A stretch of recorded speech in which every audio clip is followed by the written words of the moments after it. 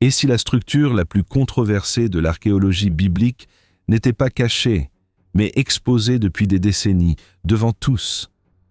Elle a été photographiée, cartographiée, scannée, ridiculisée, et pourtant, elle reste là, trop naturelle pour être ignorée, trop étrange pour être confortable.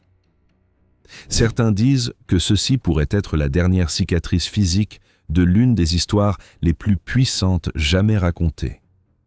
D'autres disent que tout ceci n'est qu'une erreur récurrente, des humains voyant de l'intention là où il n'existe que de la géologie. Mais le problème commence quand arrivent les images satellites, les scans souterrains et les données de sol. Parce qu'à partir de ce moment, la question cesse d'être religieuse. Elle devient autre chose. Qu'est-ce qui est exactement enterré ici? À l'est de la Turquie, près de la Ararat, existe une formation allongée avec l'apparence d'une coque échouée. Le site est devenu connu sous le nom de site de Durupunar, en référence à l'officier turc Ilan Durupunar, associé à son identification moderne à la fin des années 1950. Pendant des décennies, l'argument visuel a toujours été le même. Et c'est pour cela même presque gênamment efficace. Ceci ressemble trop à un bateau. Longueur impressionnante, forme effilée aux extrémités, symétrie suffisante pour alimenter les obsessions. Et, pour celui qui veut déjà croire, une coïncidence encore plus dangereuse. Les dimensions approximatives sont fréquemment comparées aux descriptions bibliques. Seulement, les documentaires faibles meurent ici. Parce qu'il suffit de montrer la forme et de dire « ça ressemble ». Et ressembler, pour un public critique, ne prouve rien. Alors avançons vers la partie qui dérange vraiment, quand le sol commence à répondre. L'Arche de Noé est une machine culturelle parfaite. Le judaïsme, le christianisme et l'islam ont hérité de l'histoire. En dehors de ces traditions, des versions d'un grand déluge apparaissent aussi dans des récits beaucoup plus anciens, incluant des textes mésopotamiens. Cela signifie que le mythe survit pour une raison simple. Il parle moins d'un bateau et plus d'une civilisation hantée par la mémoire de l'eau. En France, ce détail importe, parce que le spectateur français n'achète pas facilement le miracle tout fait. Mais il s'arrête quand il sent qu'une légende peut-être cache un résidu historique, géologique ou psychologique réel. Certains chercheurs rappellent qu'il a pu y avoir de grands événements d'inondation régionale, y compris dans la zone de la mer Noire. Mais rien de tout cela ne résout l'existence d'une arche historique spécifique. C'est-à-dire, l'histoire peut avoir des racines dans des catastrophes réelles, sans que l'objet central du récit n'ait jamais été trouvé. Et c'est exactement là que Durupunar revient en jeu. Ces dernières années, des équipes liées au projet Noah's Ark Scans ont commencé à divulguer de nouveaux levés non invasifs. GPR, ERT, LIDAR, relecture de données antérieures et tests de sol. Mais il y a un problème spécifique que les rapports ne mentionnent jamais. Dans les terrains volcaniques et argileux, exactement où Durupunar est situé. Le GPR a un taux documenté de faux positifs de jusqu'à 40%. La raison? Le sol volcanique contient de la magnétite. La magnétite confond les ondes électromagnétiques. Le radar voit des différences de conductivité qui semblent être des structures, mais ne sont que des variations minérales naturelles. C'est comme chercher un homme invisible dans une pièce sombre. La lampe de poche peut fonctionner parfaitement, mais tout ce qu'elle éclaire est l'ombre en mouvement. Durupunar est littéralement dans le pire sol possible pour cette technologie, et personne n'en parle. Leur discours est calculé pour être irrésistible. Ils ne disent pas simplement « nous avons trouvé une forme ». Ils disent qu'ils ont vu des anomalies souterraines. Parmi les affirmations les plus fortes, un couloir central avec des dizaines de mètres, des structures angulaires en profondeur, des compartiments latéraux possibles, 3 couches internes compatibles avec l'idée de pont et même la mention d'un tunnel traversant la formation. Si ceci n'est que de la géologie, c'est une géologie extraordinairement photogénique. Et c'est ici que le spectateur entre en danger. Parce que l'image technique produit un effet psychologique dévastateur. Elle semble objective. Elle semble immunisée contre la fantaisie.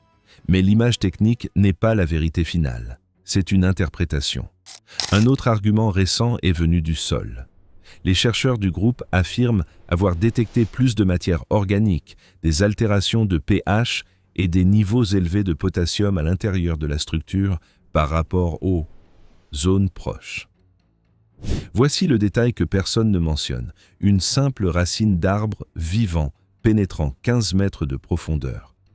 Quelque chose de commun dans les montagnes avec de la végétation.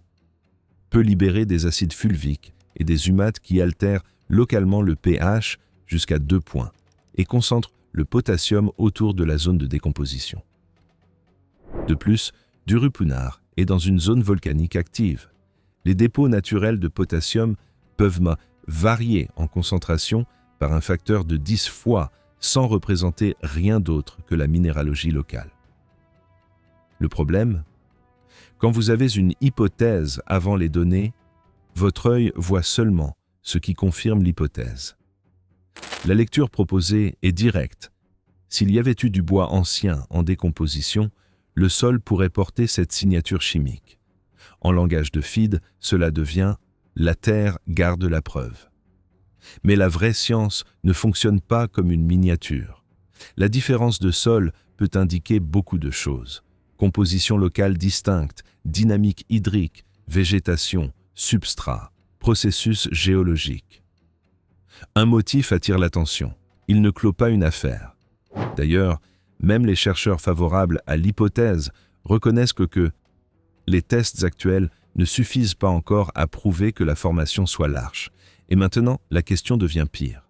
Si ce n'est pas une preuve, pourquoi cela semble-t-il aussi séduisant comme si c'en était une ? Parce que la géologie a une réponse. Et elle est brutale.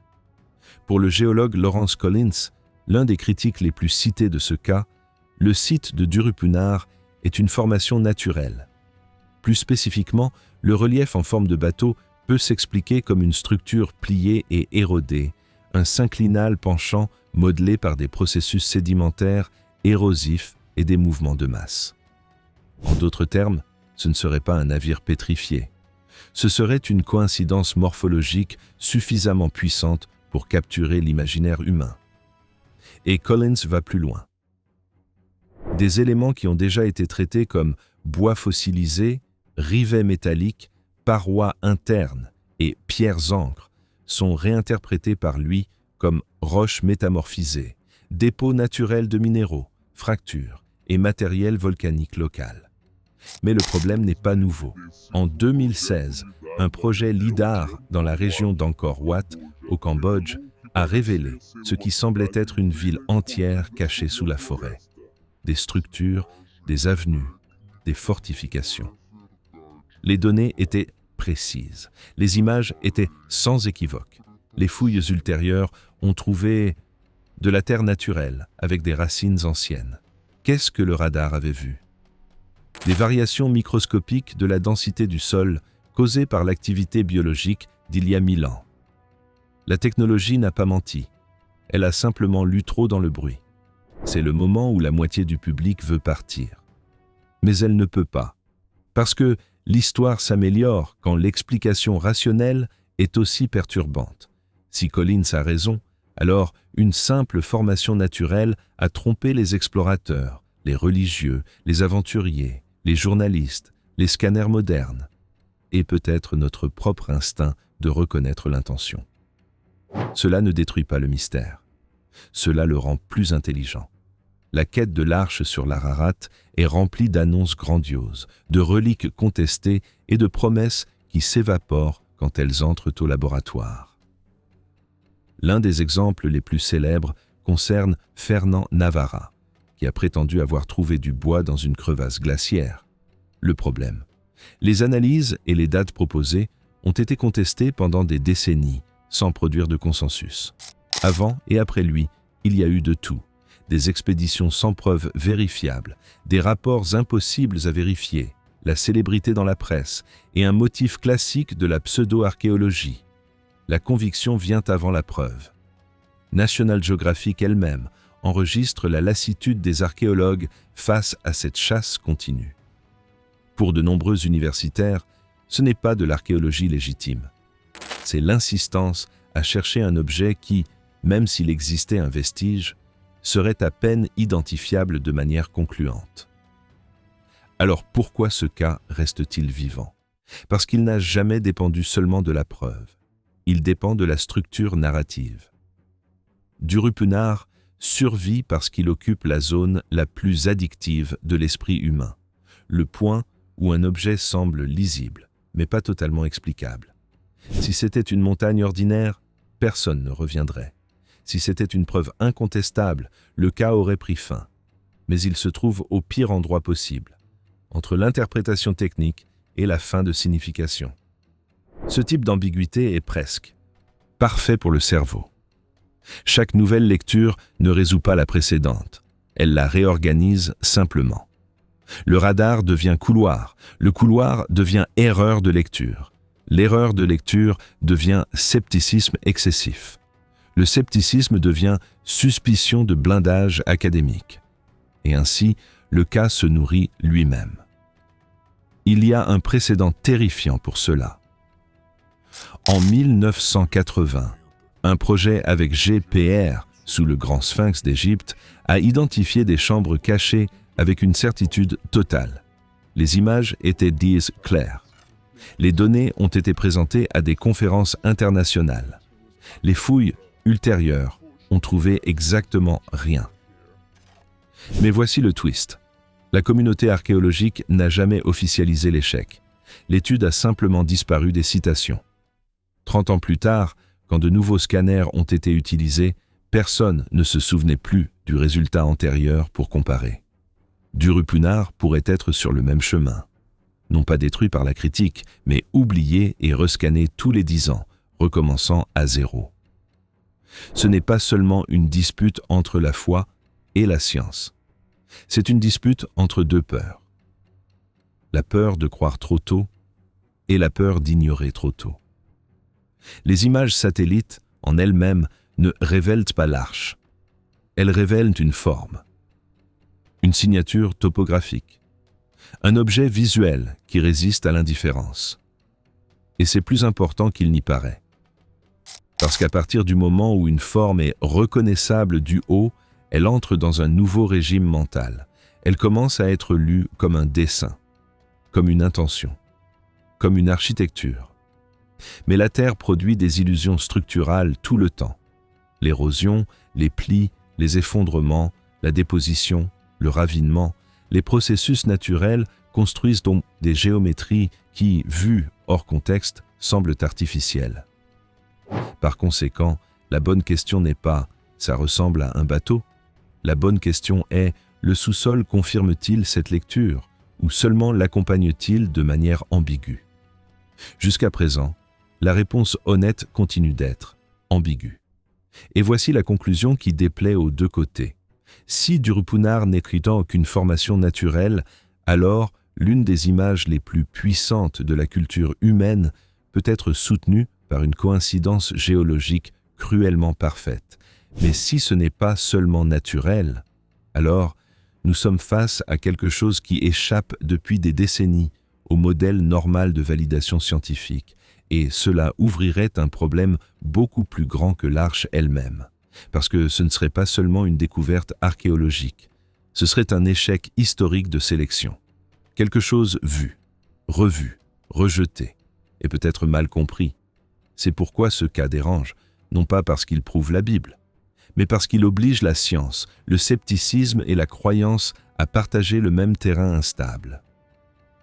Les défenseurs de l'hypothèse parlent d'élargir les tests, d'approfondir les échantillons, de faire de nouvelles lectures géophysiques et de préparer, avec prudence, les étapes futures de l'enquête. Mais il y a un détail essentiel.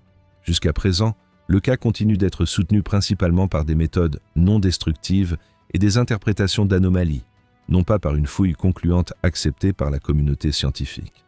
C'est-à-dire, le monde n'a pas encore vu la preuve finale, et peut-être ne la verra-t-il jamais. non pas parce qu'il n'y a rien là, mais parce que, au moment où un sujet entre dans la zone entre la religion, l'identité, les médias et la pseudo-archéologie, chaque centimètre de fouille devient politiquement inflammable. Peut-être que la mauvaise question a été répétée pendant des décennies. Peut-être que le point n'a jamais été « Ont-ils trouvé l'arche de Noé ?» Peut-être que la bonne question est une autre. Comment une forme enterrée dans les montagnes a-t-elle pu survivre aux scandales, aux échecs, aux moqueries académiques, aux nouvelles technologies, et sembler toujours comme une réponse? Si c'est naturel, elle reste l'une des illusions les plus dangereuses jamais produites par la Terre. Si ce n'est pas, alors quelque chose d'important est resté trop longtemps sous le silence. Et si le vrai scandale n'a jamais été l'arche, mais notre précipitation a fermé le dossier?